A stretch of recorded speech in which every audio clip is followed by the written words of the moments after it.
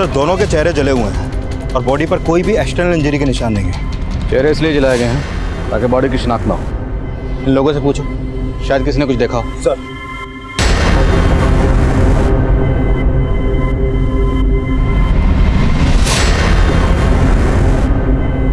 Sir किसी को कुछ नहीं मालूम।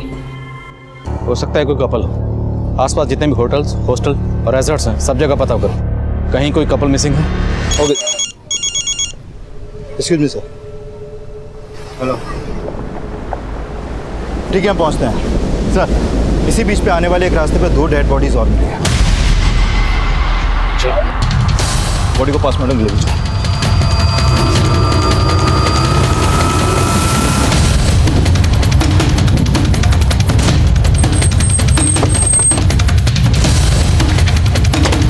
पीछे हटाओ सबको, पीछे हटिए। वहाँ पे कपल की डेड बॉडी और यहाँ पे इस औरत और जवान लड़की की, लेकिन लड़की के जिस्म पे कपड़े नहीं, बाकी सबके थे, लेकिन चेहरे सबके जलाए गए। सर मोडस ऑपरेंडी सेम है तो हो सकता है कि किलर भी एक ही हो, और शायद उस कपल और इस लड़की और इस औरत का आपस में कोई कनेक्शन है। एक ही एरिया में 2 जगह पर 4 लाशें, हो सकता है किसी सीरियल किलर या गैंग का काम। रिद्धि बेटा, मैं अंजू की मम्मी बोल रही हूँ। Oh hi aunty. तूने अंजू के बारे में बताया नहीं? Oh I am so sorry aunty, वो एक्चुअली ना मैं भूल गई। वैसे अंजू अब तक आई नहीं और ना ही उसका फोन लग रहा है। बेटा तभी तो हमें उसकी फिक्र हो रही है। तुझे कुछ बताया? कहाँ गई थी वो? आंटी अगर वो मुझे कुछ बता के जाती तो मैं आपको पहले ही बता देती। एक मिनट आंटी, वो ना मुझे दूसरा कॉल आ रहा है, मैं आपसे बाद में बात करती हूँ। Hello Riddhi, hello. क्या हुआ? क्या बोला रिद्धि ने? अब हमें रिद्धि के भरोसे बैठना ठीक नहीं है। अंजू के हॉस्टल चलते हैं। मुझे कुछ ठीक नहीं लग रहा।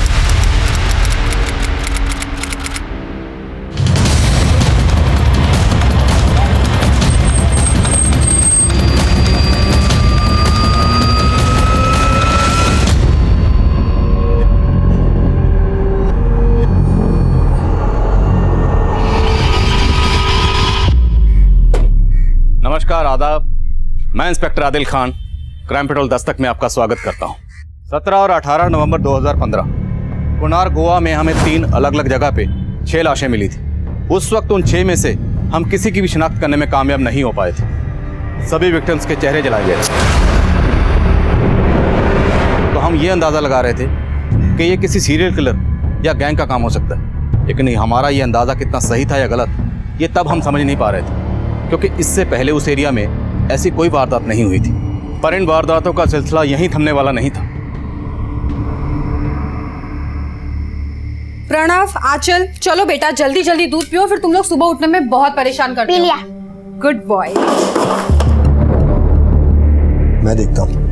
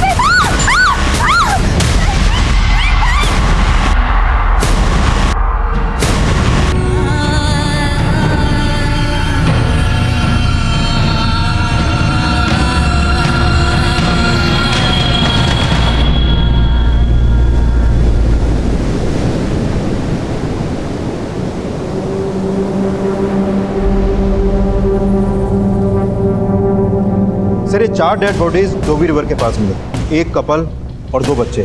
72 घंटे 10 लाशें, सबके चेहरे जलाए गए।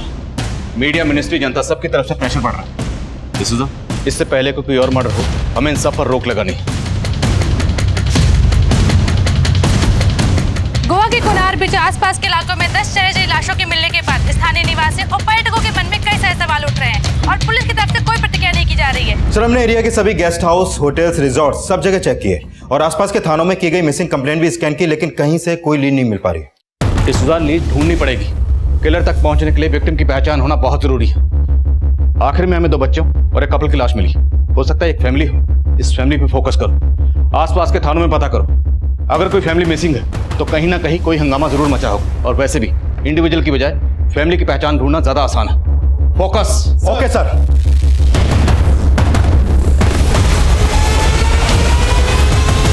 साची वो जो सोच रहा है सोचने दो, तुम बस अपने काम पर फोकस करना, कोई टेंशन नहीं होगी। और अगर कुछ प्रॉब्लम होती है तो मुझे आकर बताना, ठीक है? सही बोला आपने, अब फालतू बातें सोचनी ही नहीं है, सिर्फ काम करना है। Thanks for suggestion sir.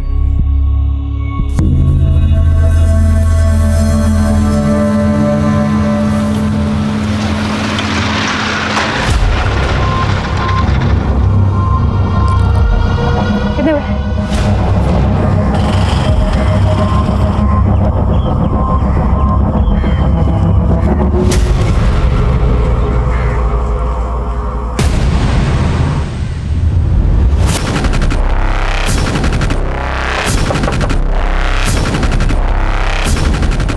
साची एक कांस्टेबल थी जो एक दूसरे एरिया संथार पुलिस स्टेशन में पीएसआई मोहिते के अंडर काम कर रही थी। साची इस केस का वो अहम किरदार थी जिसका नाम इस केस में बहुत जल्दी उछलने वाला था। लेकिन उन 4 जगहों से मिली 10 लाशों में से अभी तक हम एक भी इंसान का नाम या पता मालूम नहीं कर पाए थे। कोनार बीच रोड, बोरपारा रिवर बीच और डोवी रिवर बीच। सर, इन सभी 4 जगहों से जो हमें 10 लाशें मिली, इन सभी लोगों का मर्डर इनका दम घोटने से हुआ है। और सिर्फ इनका मर्डर ही नहीं हुआ सर, इस बुजुर्ग औरत के साथ साथ बाकी लड़कियों के साथ गैंगरेप भी हुआ है। इस लड़की के बारे में श्योर नहीं है क्योंकि इसकी बॉडी से रेपिस्ट का डीएनए नहीं मिल पाया, क्योंकि इसकी लाश पानी में मिली थी तो हो सकता है डीएनए धुल गया हो। लेकिन सर, बाकी लड़कियों की बॉडी से 2-2 और ये औरत जिसकी लाश डोवी रिवर बीच से मिली, इसकी बॉडी से 4 रेपिस्ट के डीएनए मिले। मतलब बाकी के साथ 2 और इस औरत के साथ 4 लोगों ने रेप किया।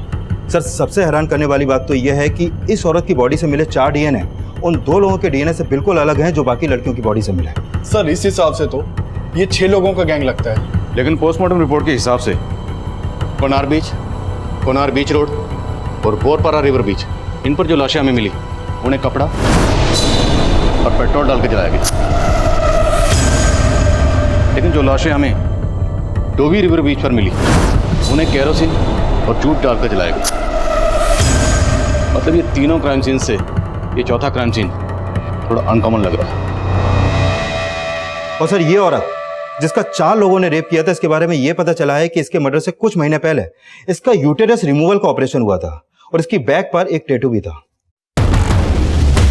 डिसूजा, इसके ऑपरेशन और इस टैटू के जरिए हम इसकी शिनाख्त कर सकते हैं। इलाके के जितने भी हॉस्पिटल हैं वहां से उन औरतों की लिस्ट बनाओ जिनका इस तरह का ऑपरेशन हुआ है। क्रिमिनल ने विक्टिम को 3 अलग अलग जगह पे पेट्रोल डाल के जलाया। हो सकता है उनके पास गाड़ी हो। क्राइम सीन पर कोई सीसीटीवी नहीं था, लेकिन हो सकता है क्राइम सीन की तरफ आने वाले रास्तों पर कोई ऐसा सीसीटीवी हो जहां पर क्रिमिनल से ताल्लुक रखने वाली गाड़ी कैप्चर हुई। उस गाड़ी के बारे में पता करो। सर,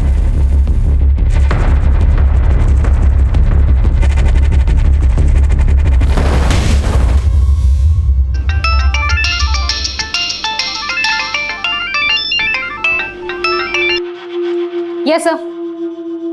जी सर, बस निकल रही हूँ। Okay sir. साची, अभी तो ड्यूटी से आई है, अब कहाँ जा रही है? इमरजेंसी है आई, मालूम है ना कितना लफड़ा चल रहा है, पर रात भर ड्यूटी पे रहना होगा।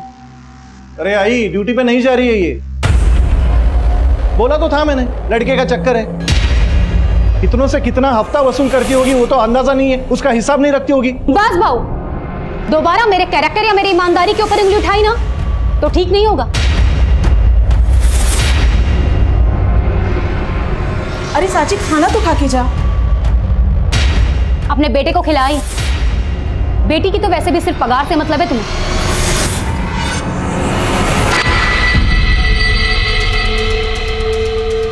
भाई मैं बोल रहा हूं तुमको, ये इसका सिर्फ लड़के का चक्कर नहीं है, ये और भी कुछ तिया पांचा कर रही है।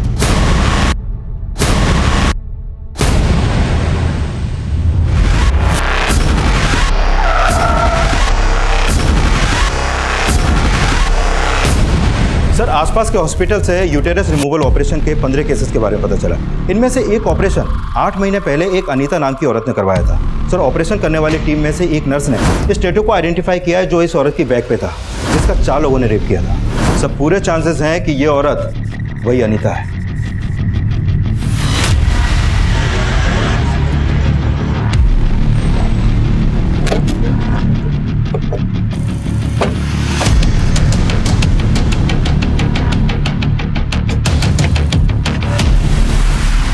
यहाँ तो 3 दिन से ताला लगा हुआ है सर। हम लोग खुद हैरान हैं कि वो लोग अचानक कहाँ चले गए।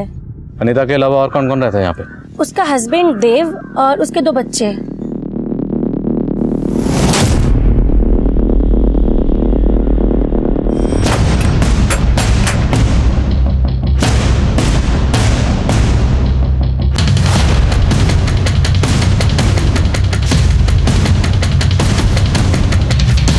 घर की हालत देख के लगता है कि फैमिली के साथ जो भी हुआ इसी घर में हुआ। बाकी जगह चेक करो। सर पाटिल ऊपर चेक करो।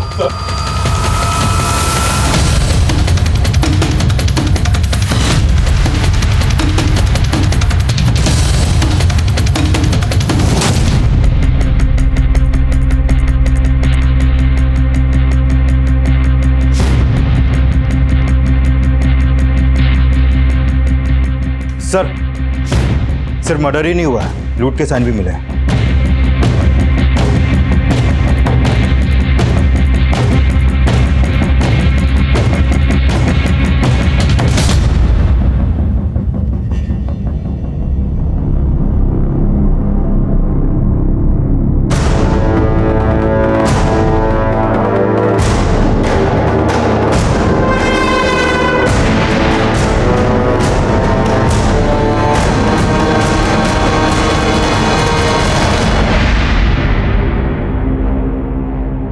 फैमिलीज की बॉडीज पर जूट की राख थी, तो हो सकता है उनकी लाशों को यहाँ से किसी बोरी में ले जाया गया हो।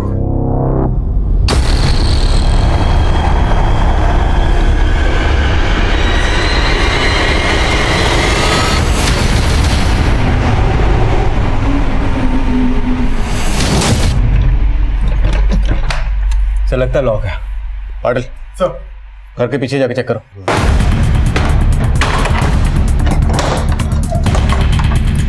सर ये ताला लगा।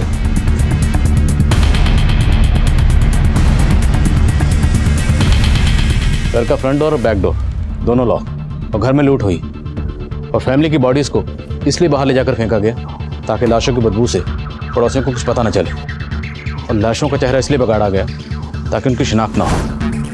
क्रिमिनल टाइम बाय कर रहा है, तो हो सकता है क्रिमिनल की पहचान भी फैमिली की पहचान से जुड़ी हो।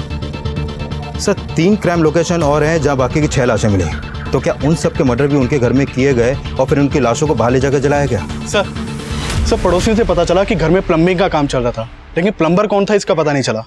इस एरिया में जितनी भी हार्डवेयर शॉप है जहाँ भी प्लम्बिंग का सामान मिलता, वहाँ से उस प्लम्बर के बारे में पता करो जो यहाँ काम करता था। हो सकता है इस फैमिली का हत्यारा वही प्लम्बर हो। सर आप जिस नंबर को डायल कर रहे हैं वो इस समय स्विच्ड ऑफ है। क्या सोच के इसका नाम साची रखा? 1 नंबर की झूठी लड़की है। क्या बोल के गई थी हमें? 72 घंटों में 10 लाशें मिली, ड्यूटी पे जाना है, और खुद 72 घंटों से लापता है, फोन भी बंद करके रखा है। आई मैं बोल रहा हूं तुमको, जरूर उसके आशिक ने उसका दिमाग घुमाया होगा। अरे लेकिन वो लड़का है कौन? वो कोई और नहीं, उसी का बॉस है, सब इंस्पेक्टर मोहित है। देखना आई, एक दिन हम दोनों को छोड़ के उसी के साथ सेटल हो जाएगी वो। ऐसे कैसे हमें छोड़ देगी? मैं मोहित साहब से बात करती हूँ। हेलो आंटी, मैं अभी एक काम से बाहर जा रहा हूँ, मैं आपको थोड़ी देर में कॉल करता हूँ।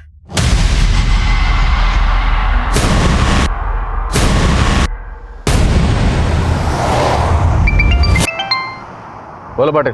सर एक अंजू वर्मा नाम की लड़की जागृति गर्ल हॉस्टल में रहती थी, और सर वो हत्याओं वाले टाइम से ही गायब है। सर अंजू आगरा की रहने वाली है, और अंजू के पेरेंट्स यहाँ उसकी मिसिंग कंप्लेंट फाइल करवाने आए हैं। तो क्या जो बॉडीज हमें मिली हैं उनमें से एक अंजू की है?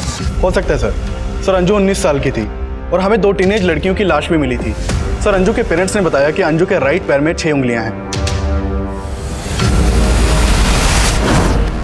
गैंग रेप हमारी बेटी अंजू के साथ? ये सिर्फ एक लड़की के साथ नहीं हुआ, लेकिन आपकी बेटी अंजू की बॉडी के साथ हमें एक बुजुर्ग औरत की बॉडी भी मिली है। क्या आपकी जान पहचान का कोई रहता है यहाँ पे? नहीं सर, हमारी पहचान का यहाँ कोई नहीं रहता सर। हम भी अंजू को यहाँ अकेले रखने के खिलाफ थे, पर अंजू की जिद के आगे हम हार गए। अरे अंजू, अगर तुझे होटल मैनेजमेंट करना है तो आगरा से कर ले, इतनी दूर जाने की क्या जरूरत है? मम्मी मैं अकेले कहाँ हूँ, रिद्धि है ना मेरे साथ, और जब उसके पेरेंट्स अलाउ कर रहे हैं तो आप लोग क्यों नहीं? अंजू की लाश हमें 5 दिन पहले मिली, ना तो इंस्टीट्यूट वालों ने हमसे कोई कांटेक्ट किया और आप भी इतने दिनों बाद आए। सर हमें भी 3 दिन पहले ही पता चला सर। हमने अंजू को बहुत कॉल किया सर, लेकिन उसने हमारा फोन नहीं उठाया सर। फिर हमने उसकी सहेली रिद्धि से फोन पर बात की थी सर। आंटी, अंजू अपने फ्रेंड्स के साथ बाहर घूमने गई। कहाँ घूमने गई है? आंटी उसने मुझे कुछ बताया नहीं है। हमने पता किया था सर, उसने इंस्टीट्यूट से भी छुट्टी ले रखी थी। आपकी बेटी अंजू और उसकी हॉस्टलमेट रिद्धि का नंबर दीजिए। बोल पाटिल। सर अनीता के घर पे प्लम्बिंग के काम का कॉन्ट्रैक्ट एक महेश नाम के प्लम्बर ने लिया था और वहाँ एक हार्डवेयर स्टोर से सामान की सप्लाई भी की जाती थी। हार्डवेयर के मालिक ने बताया कि महेश के साथ 3 वर्कर भी काम करते हैं। ये प्लम्बर महेश और उसके तीनों वर्कर्स हैं कहाँ? सर महेश के साथ मेरी फोन पे बात हुई, उसने बताया कि वो अभी बाहर है। मैंने उसे थाने बुला लिया है। ओके। जिस इंस्टीट्यूट से अंजू होटल मैनेजमेंट का कोर्स कर रही थी वहां से उसकी हर डिटेल निकलवा। सर अरे आंटी आइए बैठिए। देखिए साहब, हम यहाँ बैठने नहीं आए, हमें बस इतना बता दीजिए साची वापस आएगी या नहीं आएगी। क्यों, तुम्हें क्या लग रहा है वो वापस नहीं आएगी? देखिए साहब, मेरा वो मतलब नहीं था। तुम्हारा क्या मतलब है, सब समझ रहा हूँ मैं। अरे साहब, गुस्सा काहे को हो रहे हो? मैं आपके आगे हाथ जोड़ती हूँ, जो भी है सच बता दो। सर मैंने सोचा नहीं था कि अंजू के साथ ये सब होगा। उसने बताया था कि वो घूमने गई है और मैंने उसके पेरेंट्स को भी यही बोला था। तुम्हें कुछ अंदाजा है किसके साथ गई होगी? सर वो अपने बॉयफ्रेंड के साथ गई थी। कौन बॉयफ्रेंड? सर उसने मुझे कभी बताया नहीं, पर सर वो काफी दिनों से एक लड़के के साथ ऑनलाइन चैट करती थी।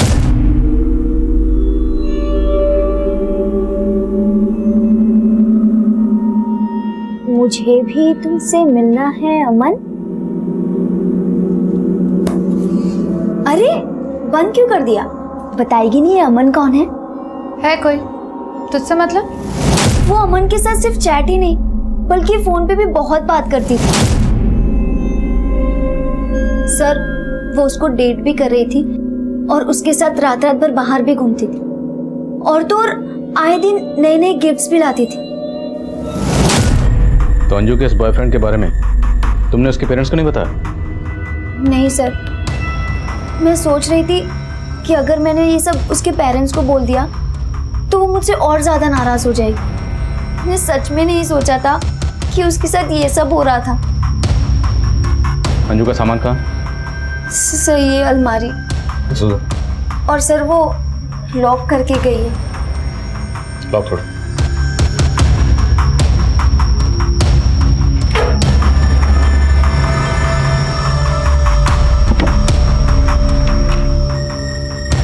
Sir passbook.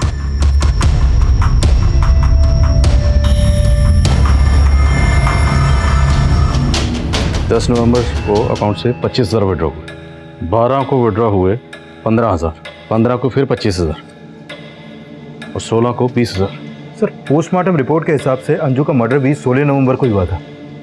लेकिन डिसूजा, एक 19 साल की टीनेजर लड़की के अकाउंट में इतना सारा पैसा और फिर 6 दिन में 85,000 विड्रॉ। एक तरफ जहां इस केस में हम किसी गैंग या सीरियल किलर की थ्योरी बना रहे थे, वहीं अब तक आइडेंटिफाई हुए विक्टिम्स की बैकग्राउंड में जिन सस्पिशियस लोगों की जानकारी हमें मिली थी उनमें से एक था अनीता के घर में काम करने वाला प्लम्बर महेश और दूसरा अंजू के बॉयफ्रेंड अमन का नाम सामने आया था। क्राइम्स की मॉडस ऑपरेंडी सेम होने के बावजूद कई ऐसी चीज़ें सामने आ रही थी जो ये शक पैदा कर रही थी कि इन सभी विक्टिम्स को मारकर जलाने वालों का क्या आपस में कोई कनेक्शन है या कहानी कुछ और है। एक तरफ जहां हम अंजू की ज़िंदगी से जुड़े राज पता कर रहे थे, वहीं दूसरी तरफ अनीता के घर में काम करने वाले प्लम्बर महेश का बयान इस केस को कोई दूसरी दिशा दे रहा था।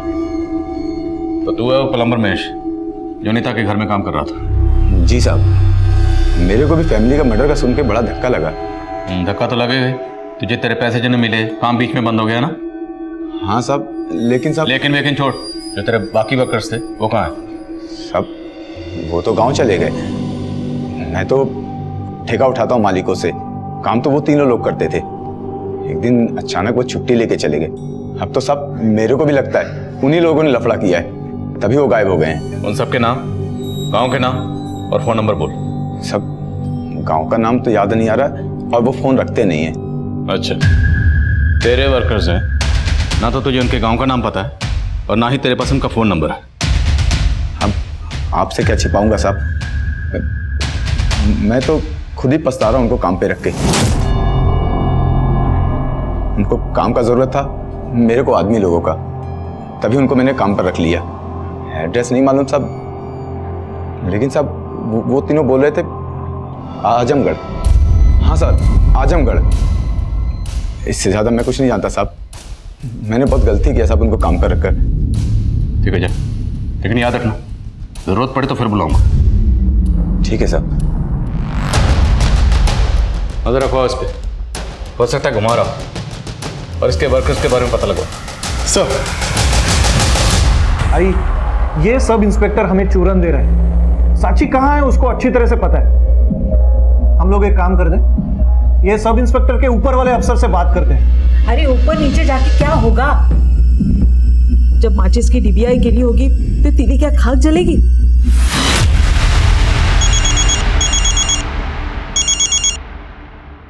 हेलो,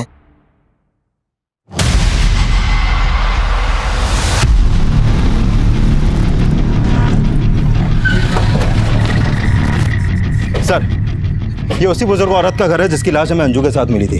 सर, हमने उस औरत की फोटो यहाँ पड़ोसियों को दिखाई तो उन्होंने बताया कि उसका नाम सिल्विया है और जब उसकी हत्या हुई थी तब से ये घर बंद है। सर, सिल्विया विधवा थी, वो यहाँ अकेले रहती थी। उसका एक बेटा है जो यूएस में सेटल्ड है। अंजू के बारे में कुछ पता चला? सर, उसके हॉस्टल से अभी तक कुछ खास इन्फॉर्मेशन तो नहीं मिली। डिसूजा में अंजू की लाश सिल्विया की लाश के साथ मिली, तो हो सकता है अंजू सिल्विया को जानती है और उसका इस घर में आना जाना हो। एक काम करो, अंजू के कॉल रिकॉर्ड्स और उसके सोशल नेटवर्किंग अकाउंट चेक करो, हो सकता है उससे उसके बॉयफ्रेंड अमन के बारे में कुछ पता चले। Okay sir. Aunty, I am really sorry. Aman के बारे में मैंने आपको बताया नहीं, मुझे लगा था। तुझे क्या लगा था? पुलिस ने हमें सब कुछ बता दिया। अगर तू अब भी हमसे कुछ छुपा रही है तो। आंटी, मैं क्यों कुछ छुपाऊंगी? देखो आंटी, अगर आप ऐसे बात करोगे ना तो अंजू की तरह आप लोगों से भी बात करना बंद कर दूंगी।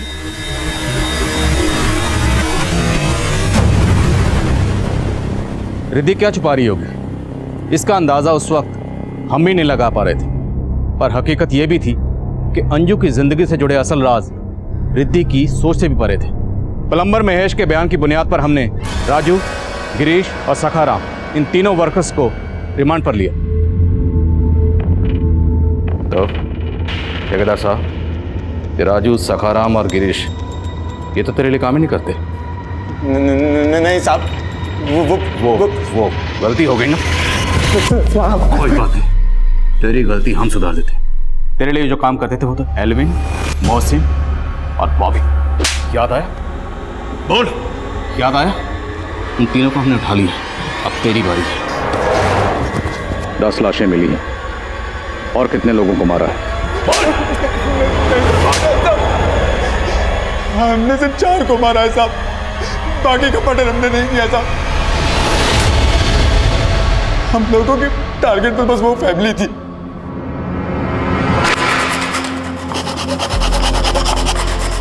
साहब, मुझे मालूम हुआ कि अनीता का पति नाइट शिफ्ट में काम करता था और मेरी नजर अनीता पर थी।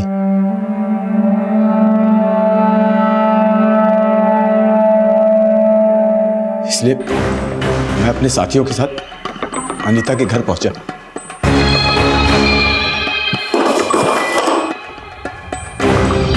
तो मैंने देखा साहब, उसका पति नाइट शिफ्ट में गया ही नहीं था। एकाएक अनीता का पति मेरे सामने आ गया।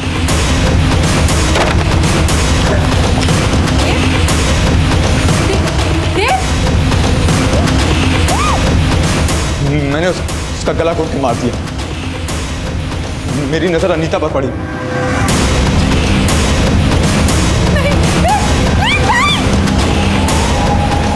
पीछे वाले दरवाजे के साथ साथ हमने आगे वाले दरवाजे में भी ताला लगा दिया ताकि लोगों को लगे ये फैमिली बाहर गई हुई है।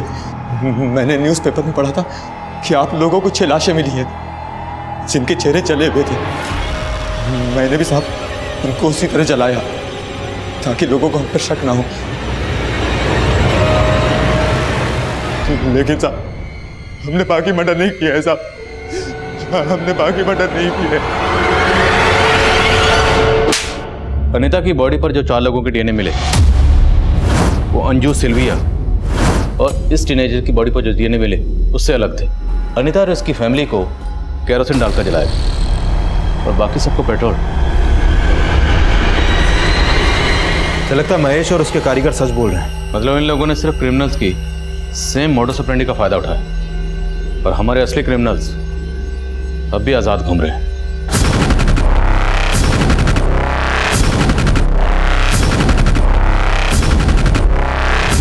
कहाँ जा रहे हो बच्चों? हम छोड़ दें? अरे इस वक्त कोई टैक्सी वैक्सी नहीं मिलेगी, चिंता मत करो, हम पुलिस वाले हैं।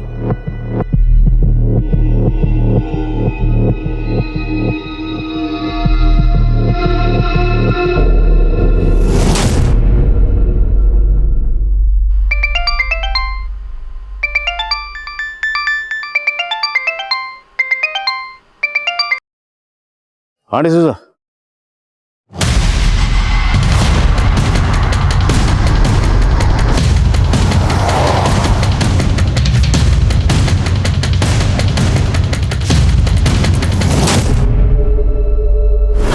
विक्टिम्स का आंकड़ा बढ़कर 12 हो चुका था, लेकिन ये जो 2 मर्डर्स हुए थे ये तब हुए जब महेश और उसके साथी हमारी हिरासत में थे। तो मतलब साफ था, जिन मुजरिमों की तलाश हमें थी वो अब भी ना सिर्फ खुलेआम घूम रहे थे बल्कि एक के बाद एक मासूम लोगों को मौत की घाट उतारने जा रहे थे। ये हम पर एक प्रेशर सिचुएशन क्रिएट कर रहा था। हम पर प्रेशर ये भी था कि उन 6 विक्टिम्स के अलावा हम बाकी किसी की शिनाख्त नहीं कर पा रहे थे। और अंजू से ताल्लुक रखने वाले जिस अमन की तलाश हम कर रहे थे उस अमन से जुड़े राज हमें फिर से एक भूल-भुलैया में उलझा रहे थे। सर हमने अंजू के कॉल रिकॉर्ड्स और सोशल मीडिया अकाउंट दोनों चेक किए। कॉल रिकॉर्ड में तो किसी अमन नाम के लड़के का नंबर नहीं मिला, लेकिन हाँ एक अमन नाम का लड़का सोशल मीडिया के थ्रू अंजू से टच में था। सर ये अमन अंजू से एक इनक्रिप्टेड ऐप के थ्रू से चैट करता था, इसलिए इसका आईपी एड्रेस नहीं ट्रेस हो पाया। मतलब राधिका सही कह रही, कोई अमन था अंजू की जिंदगी में जिससे अंजू चैट करती थी। डिसूजा, हो सकता है ये अमन उसी गैंग का हिस्सा हो जिसने मर्डर्स किए। इस अमन तक पहुंचने का कोई जरिया? सर अंजू के नंबर पे माल रोड और मुंबई के 2 अलग अलग पीसीओ से अक्सर कॉल होते थे। सर मैंने अमन और अंजू की चैटिंग भी स्कैन की।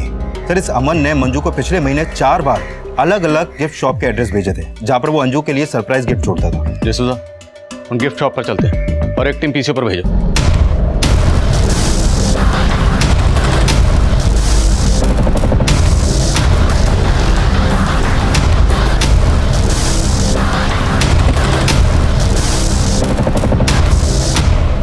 हाँ सर, लड़की अक्सर यहाँ पे आती है सर। हमारी एक कस्टमर इसके लिए सरप्राइज गिफ्ट परचेज करती है और ये इसे कलेक्ट करके ले जाती है यहाँ से। और ये कस्टमर कौन है? सर वो एक लड़की है सर। क्या नाम है? सर नाम तो नहीं मालूम है सर। ये नहीं सर, ये वो नहीं है सर, वो कोई और है सर। उसकी उम्र कुछ 18-20 रही होगी सर, उससे ज़्यादा नहीं होगी सर। उस लड़की के जाने के करीब 3-4 घंटे बाद वो दूसरी लड़की आती थी और गिफ्ट लेके चली जाती थी। चेहरा तो याद होगा, स्केच बनवा सकते हो? जी बिल्कुल सर। Excuse me. हाँ डिसूजा। सर मैं गिफ्ट शॉप पे आया तो पता चला कि एक टीनेजर लड़की यहाँ से अंजू के लिए गिफ्ट परचेज करके जाती थी। डिसूजा, जिस शॉप पे मैं आया हूँ यहाँ पे भी एक टीनेजर आती थी। सर कुछ समझ में नहीं आ रहा है, इतनी छोटी लड़की का इतने बड़े कांड से क्या कनेक्शन हो सकता है? सब समझ में आ जाएगा डिसूजा, एक बार ये पता चल जाए कि लड़की सेम है या अलग अलग है। बाकी दुकानों पे पता करो। Okay sir. आप जिस नंबर को डायल कर रहे हैं वो इस समय स्विच्ड ऑफ है। कहाँ गया था कल रात से? कल रात से तेरे लिए परेशान हूँ और फोन भी बंद करके रखा हुआ है। तुम्हें क्या लगा तुम्हारी साची की तरह मैं भी गायब हो गया? सोच तो यही रही थी, तेरे होने ना होने से कुछ फर्क तो पड़ता है नहीं। तूने भी कुछ कम दुख नहीं दिए, तेरी वजह से मेरी वजह से कुछ नहीं हुआ है। ये सब वो सब इंस्पेक्टर मोहिते का किया धराया है, उसे तो हम कुछ बोल नहीं सकते। जरा आवाज उठाई तो झूठी केस में अंदर डाल देगा।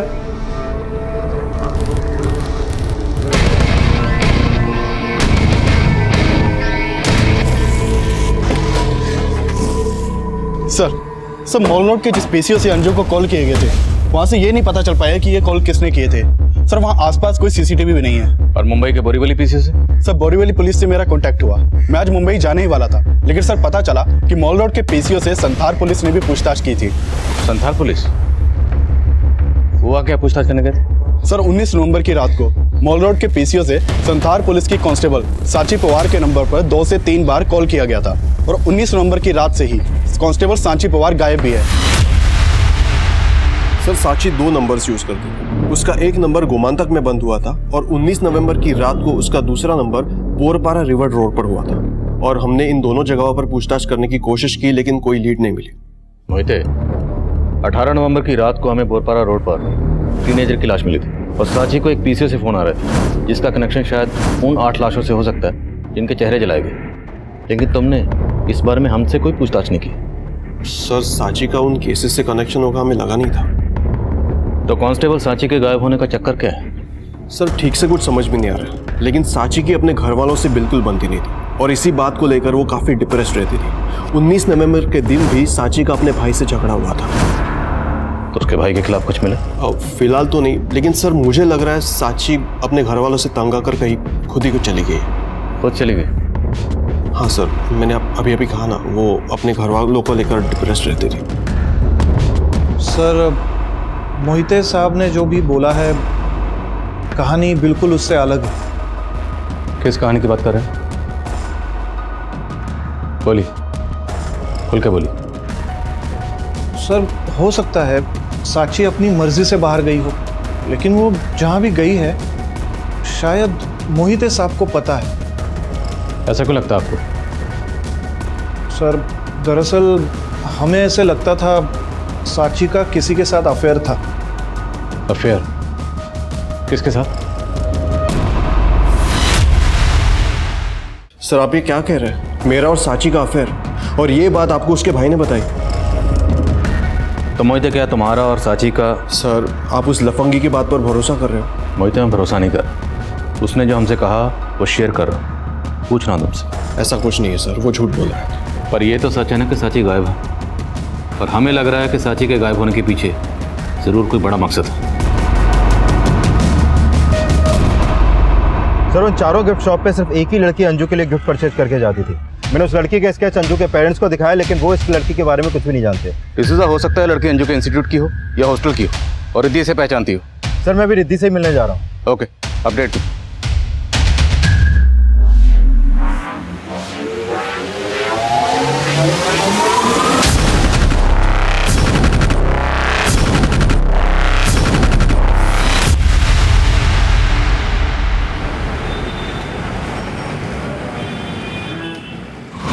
ये फोटो देखिए। इस लड़की को तो मैंने कभी भी यहाँ पे नहीं देखा। आपके यहाँ पीसीओ से एक लड़की को लगातार कॉल किए जाते थे, मोस्टली वीकेंड्स पे। सर वीकेंड में एक लड़का घंटों घंटों कई कॉल्स करता था। कौन लड़का? सर उसका नाम तो नहीं पता है, लेकिन सर ये बात साफ है कि वो लड़कियों से बात कर रहा था। अच्छा, जब वो लड़का आपके पीसीओ पे कॉल करने आता था तो क्या कभी आपने उसके मुंह से अंजू का नाम सुना? अंजू तो सर याद नहीं है, लेकिन जब वो एक लड़की से कल बात कर रहा था तो उसका बार बार नाम ले रहा था। रिद्धि, इसमें डरने वाली क्या बात है? मैं अपनी फैमिली से मिलवाना चाहता हूँ तुम्हें। So it's done. तुम कल आ रही हो? Okay bye, see you. Sir ये रिद्धि दोपहर से हॉस्टल से गायब है। कहाँ गई है, किसके साथ गई है, किसी को कुछ नहीं मालूम, और वो मेरा फोन भी नहीं उठा रही है। चलो।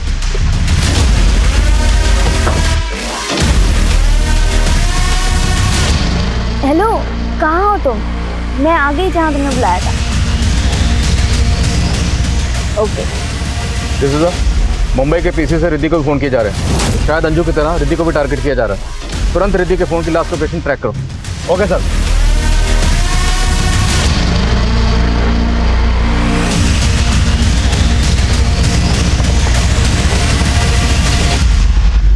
नीतू, संजय की सिस्टर। ओ हेलो, हाय। हमसे भी इंट्रोड्यूस करवा लो। पापा क्यों नहीं? पापा ये रिद्धि है और रिद्धि मेरे पापा। Hello uncle. हाय। मेरी मम्मी। हाउ आर यू बेटा? I am good aunty, how are you? I am also good. Damle fast, इसी रोड पे सीधे। हाँ सर। सर रिद्धि का फोन अभी कोनार बीच रोड की तरफ ट्रेवल कर रहा है, मैं सीधे उधर ही पहुंच रहा हूँ अभी।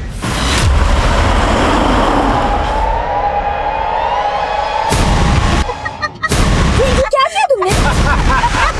आंटी मेरा बैग। इसका पिन नंबर क्या है? जल्दी बता।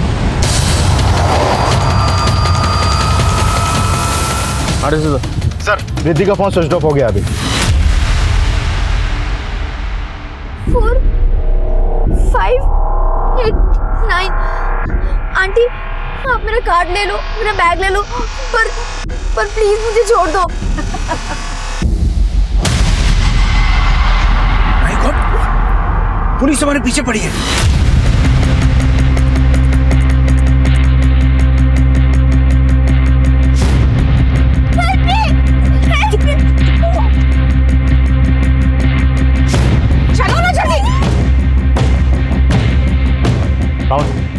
गाड़ी को फॉलो करो।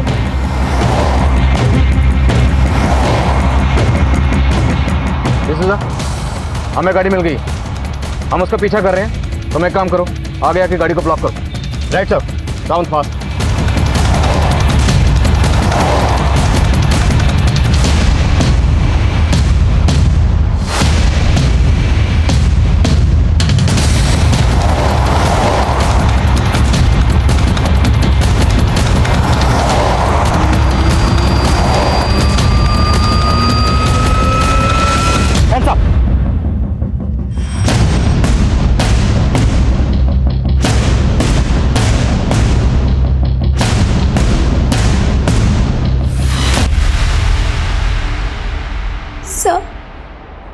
मैं अंजू से हमेशा जलती थी।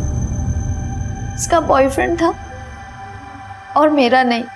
तभी संजय ने मुझे फ्रेंड रिक्वेस्ट भेजा और मैंने जिस संजय ने तुम्हें फ्रेंड रिक्वेस्ट भेजी थी वही संजय अमन बनकर अंजू से भी बात कर रहा था। क्या? मैंने और मेरी वाइफ मंगला ने गोवा में बुटीक शुरू किया था, लेकिन सर वो बुटीक नहीं चला, हम लॉस में आ गए। ये संजय भी हमारे यहाँ काम करता था, ये भी कड़का हो गया। इसलिए हम सबने मिलकर लोगों को ट्रैप करना और उनके पैसे लूटने का प्लान बनाया। संजय की गर्लफ्रेंड नीतू ये भी हमारे साथ शामिल हो गई और इसी प्लान में मैंने फ्रेंडशिप ग्रुप का प्लान किया और उसमें अंजू ट्रैप हो गई। यहाँ तक कि मुझसे शादी करने के लिए भी तैयार होगी और अपना सारा गहना और पैसा लेके मेरे पास आ गई। सर रिद्धि को भी हमने अंजू की तरह ही फंसाया था। और सिल्वी उसे कैसे फंसाया? अंजू की बॉडी को ठिकाने लगाने की हम सोच रहे थे, उतने में उस बुढ़िया का घर दिखाई दिया। उसका रेप किया, उसका सब कुछ लूट लिया और उसको मार डाला और उसकी बॉडी हमारे साथ ले गए।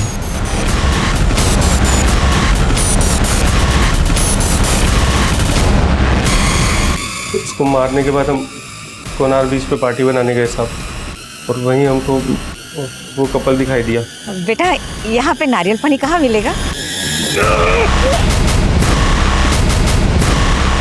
अंकल को उनका लैपटॉप देख के लालच आ गया और सिर्फ लैपटॉप के लिए हमने उस कपल को मार दिया सर।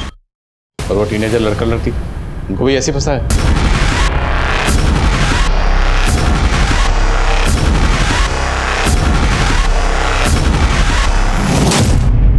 कांस्टेबल सांची कहाँ है? वो तुम लोग की मदद करती थी या? नहीं सर, उसको तो हम पे शक हो गया था।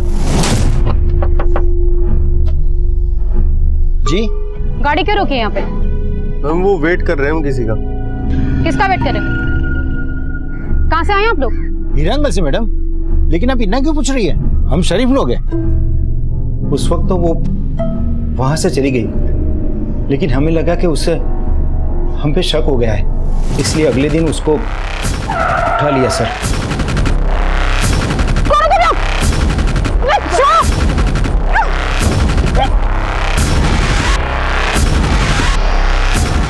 उस दिन हमारी डिटेल क्यों मांग रही थी? तेरे पुलिस वाले हमारे पीछे पड़े हैं। ऐसे ही पूछ रही थी। कौन हो तुम लोग? लोगों को लूट के मार के उनके चेहरे जला देते हैं। तू बता क्या इन्फॉर्मेशन है हमारी पुलिस के पास, जल्दी बोल। सर जान बचाने के लिए वो बोलने लगी कि उसने हमसे ऐसे ही पूछताछ की थी। उसको हम पर वैसा कोई शक नहीं था जैसा हम सोच रहे थे। लेकिन साहब उसको जिंदा तो नहीं छोड़ सकते थे ना, इसलिए उसको भी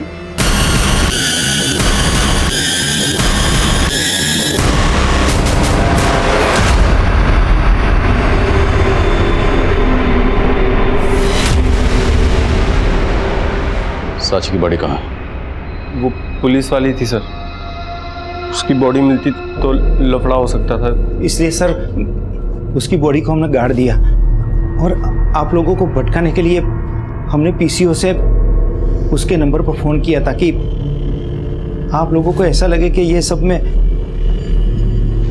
उसी का हाथ है। इसके अलावा और कितने लोगों को मारा और रेप किया है? नहीं साहब, हम सच बोल रहे हैं। इसके अलावा हमने किसी के साथ कुछ भी नहीं किया। लेकिन अब तुम लोग देखना कि हम तुम्हारे साथ क्या करते हैं।